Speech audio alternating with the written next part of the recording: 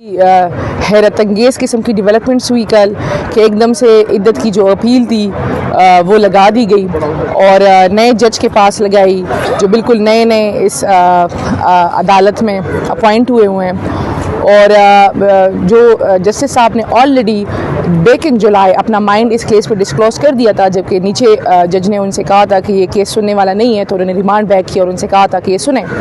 تو آج اس کی اپیل تھی، تو سب سے پہلے تو ہم نے جسٹس صاحب سے کہا کہ آپ اس کو نہیں سن سکتے کیونکہ آپ نے آلریڈی اپنا مائنڈ ڈسکلوز کیا ہوا ہے، اور اس کا مطلب یہ ہے کہ آپ اتنا جو ایک گٹھیا اور بے شرم سا کیس ہے، یہ آپ سمجھتے ہیں کہ اس کو یہ سننے والا کیس ہے، تو آپ اس کو نہیں سن سکتے، آپ اس کو کسی اور طرف ریفر کریں.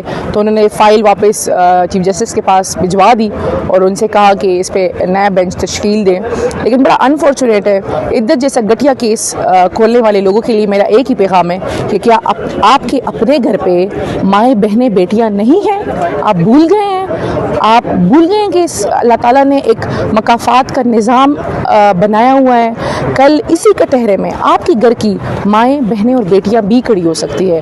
تو خدارا سیاست کرے، خدارا مقابلہ کرے، لیکن اخلاقیات کی اتنی پستیوں تک مت گرے. ایک مرتبہ آپ گر گئے، اللہ تعالیٰ کی ذات عزت اور ذلت دینے والی ہے، آپ ذلیل و خوار ہوئے. اب دوبارہ بھی کر کے آزما لیں، آپ کو ہاتھ میں کچھ نہیں آئے گا. خان صاحب اور بشرا بی بی دونوں ڈٹ کر کھڑی ہوئی ہیں. پاکستان کی بقا پہ کوئی سمجھوتا نہیں ہوگا، پاکستان کی عوام پہ کوئی سمجھوتا نہیں ہوگا، پاکستان پہ کوئی سمجھوتا نہیں ہوگا.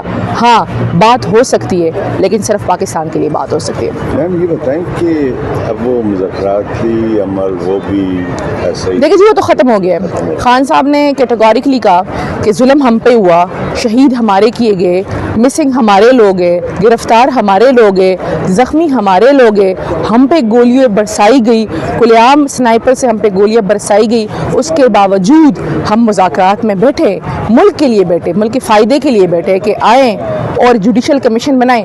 ہم تو کوئی جوڈیشل کمیشن اپنا نہیں مانگ رہے نا. دیکھیں 26ویں ترمیم کے بعد تو آپ نے عدلیہ کو بھی ارغمال کر دیا. ہم صرف اتنا کہہ رہے ہیں کہ 3 سینئر موسٹ ججز پہ ایک جوڈیشل کمیشن بنائیں. اس ٹائم تو جج، جوری اور ایگزیکیوشن سارے آپ لوگ ہیں، پھر بھی آپ لوگ ڈر رہے ہیں جوڈیشل کمیشن بنانے سے. ہم تو صرف چاہتے ہیں کہ جوڈیشل کمیشن بنے اور فیکٹ سامنے آئے. یہ لوگ پیچھے ہو گئے.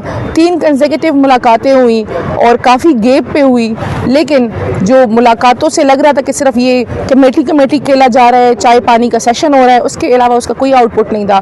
تو خان صاحب نے کہا کہ اگر پچھلی تاریخ پہ مطلب 3rd سیٹنگ میں اگر یہ لوگ جوڈیشل کمیشن نہیں بنا دے تو اس کے بعد ہم ان سے بات نہیں کریں گے. تو بڑا واضح میسج گیا ہے اب ان کو کہ اگر یہ اب چوتھی سیشن اپنا رکھتے، 5واں رکھے، چائے پیے، کھانا کھائیں، موجے کریں، ہم ان کے ساتھ نہیں بیٹھ رہے.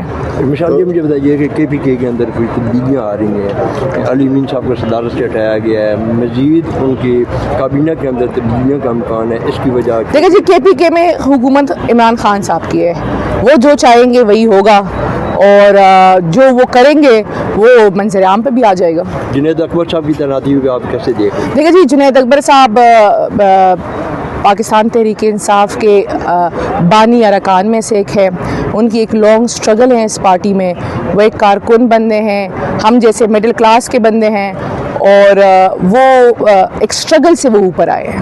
تو جب وہ ایک سٹرگل سے اوپر آئے ہیں اور ان کی بہت قربانیاں ہیں، اسپیشلی 9 مئی کے بعد جب فسطائیت کا دور تھا اور ہر طرح کا حربہ آزمایا جا رہا تھا.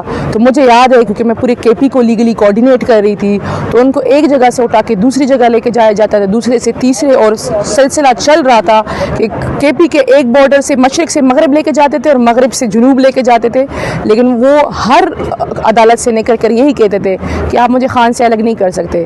اگر آپ مجھے الگ کریں گے تو میں راستے میں جا کے خودکشی کروں گا، اپنے بچوں کو یتیم کروں گا، لیکن خان سے پیچھے نہیں ہٹوں گا.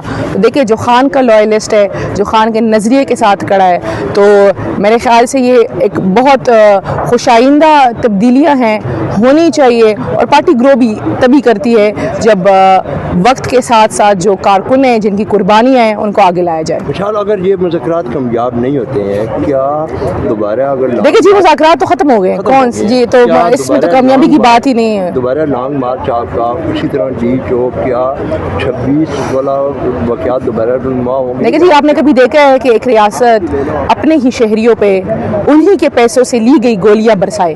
आपने कभी देखा है ऐसा? आप ये जो गोलियां बरसाई गई अवाम पे, ये अवाम ही के टैक्स के पैसों से ली गई थी और उन्हीं पे बरसाई गई।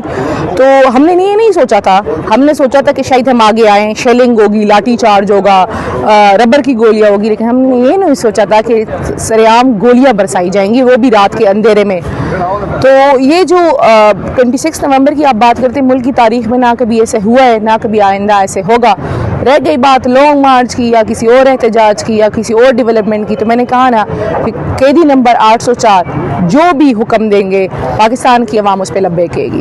ये 5 साल जो है ना, क्या असेंबली में भी हम देखेंगे या कोर्ट में ही हमें नजर आएंगे आपको? देखिए जी, मैं समझती हूँ कि हुकूमत मेरे नई ख्याल के इस हाफ ईयर से आगे जा सकती है।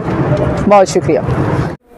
उसके ऊपर जो नीचे से उनको बरियत हुई थी, एक्विटल हुई थी, उसके अगेंस्ट जो है वो प्रोसिक्यूशन जो है वो आई थी अगेंस्ट अपील अगेंस्ट एक्विटल, और जो कंप्लेंट के अगेंस्ट थी वो आज bench number 9 justice Azam Khan साहब के पास फिक्स थी।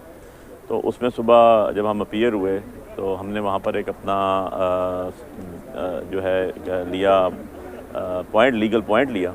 वो ये था कि हमने कहा जी, क्योंकि ये केस जब नीचे कंप्लेंट पहली दफ़ा फाइल हुई बिफोर द मैजिस्ट्रेट, तो मैजिस्ट्रेट साहब ने इसको डिसमिस किया कि ये मेंटेनेबल नहीं है। उस फैसले के अगेंस्ट जो है प्रोसिक्यूशन जो है वो क्रिमिनल रोयन उन्होंने फ़ाइल की थी, जो उस टाइम आज़म खान साहब जो है सेशन जज इस्लामाबाद थे, जो इस्लामाबाद वेस्ट उनके पास लगी थी, और उन्होंने उसको मेंटेनेबल करार दिया था। तो हमने कहा जी कि मेंटेनेबल आपने करार दिया था, आपने एक दफ़ा इसकी हियरिंग सुनी है और अब आप अल्हम्दुलिल्लाह से एलिवेट होके जस्टिस बन चुके हैं। और अब जो बरियत हुई थी बुशरा बीबी और इमरान खान साहब की इद्दत केस में, जो अफसल मजूका साहब का फ़ैसला था, उसके अगेंस्ट दोबारा जब सरकार जो है प्रोसिक्यूशन जो है वो आई अपील में, तो आपके पास दोबारा फिक्स हो गया ये। तो इसके लिए प्रोप्राइटरी डिमांड्स, कानून के तकाज़े ये हैं, इंसाफ के तकाज़े ये हैं कि आप इसको वापस भेजें चीफ जस्टिस साहब के पास, जो एडमिनिस्ट्रेटिव जज भी हैं, कि वो किसी और जज के पास इसको भेजें, क्योंकि आप जो हैं ऑलरेडी इसके ऊपर सुनवाई कर चुके हैं, जिसको उन्होंने हमारी आर्गूमेंट से एग्री किया, और एग्री करते हुए उन्होंने chief justice Islamabad high court को वापस भेज दिया to fix it before some another bench. ये आज की प्रोसीडिंग्स थी। शुक्रिया, थैंक यू। ना कि सडनली केस लगा, हमें रात को पता चला कि ये इद्दत वाला जो इक्विटल के खिलाफ अपील थी, जो अफजल मजूका साहब का फैसला था, खावर मलिका ने उसको सेल किया था अपील में, और क्रिमिनल अपील आज लगी उस जज के पास जो अभी चंद दिन पहले एलिवेट हुए, डिस्ट्रिक्ट एंड सेशन जज mister justice Mohammad Azam Khan.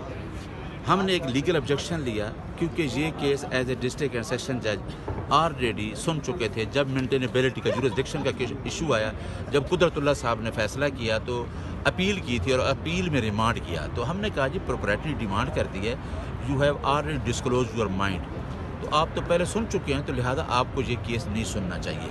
Prosecution ने बड़ा जोर लगाया, कोशिश थी उनकी कि यही जज साहब सुने, क्योंकि रात को जो लगा अचानक ही लगा तो इसी जज ने सुनना था, लेकिन हमारा ऑब्जेक्शन लीगल था, वैलिड था, जिस पे जज साहब को ये देखना पड़ गया कि हाँ मैंने ये केस सुन चुका हूँ और मैं अपना माइंड डिस्क्लोज कर चुका हूँ, लिहाजा हमारे लीगल ऑब्जेक्शन के ऊपर वो फाइल वापस चली गई, ऑफिस को गई है। अब देखते हैं अब किसको मार्क होता है, किसी फिर नए एलिवेटेड जज को मार्क होता है, अब ये भी देखते हैं, क्योंकि इनाम साहब के पास पहले